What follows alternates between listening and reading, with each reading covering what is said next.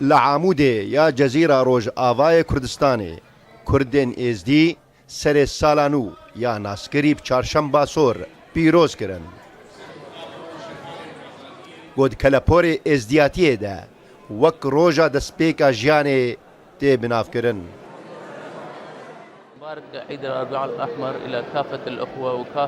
ام روجا چهارشنبه سور لحمو براین خو و پیکاتیان پیروز دکن. هلبت روجا چهارشنبه سور جرنگ سپی دست بیدکه و اف رنگ جیانیه. همو رنگ سروشت لخوا دگرن. لو را جیان جوی روجه دست بیدکه.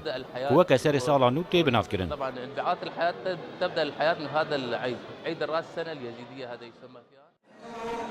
لروژئاوای کوردستانê ne tenê Kurdên êzdî roja çarşemba sor pîroz dikin. Kurdên misilman jî vê roja navdar pîroz dikin. Ji ber çarşemba sor gelekî bi bandora li ser civaka Kurdî û gelek watayên wê di derûn û kesayetiya Kurdî de hene.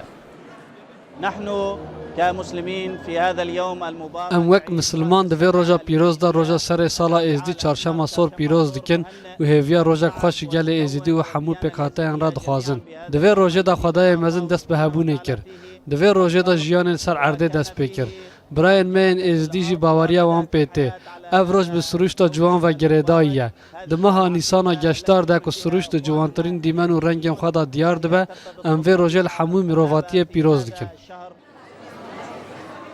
Li gor bawermendiyên Kurdên êzdî çarşemba sor ji serdemê someriyan ve dest pê kiriye û bi dirêjahiya serdem û çerxên dîrokê berdewam kiriye. Di vê roja pîroz de hêkên sor, kesk, zer wek sembolê destpêka jiyanê tên pêşkêşkirin. Loloxan Rûdaw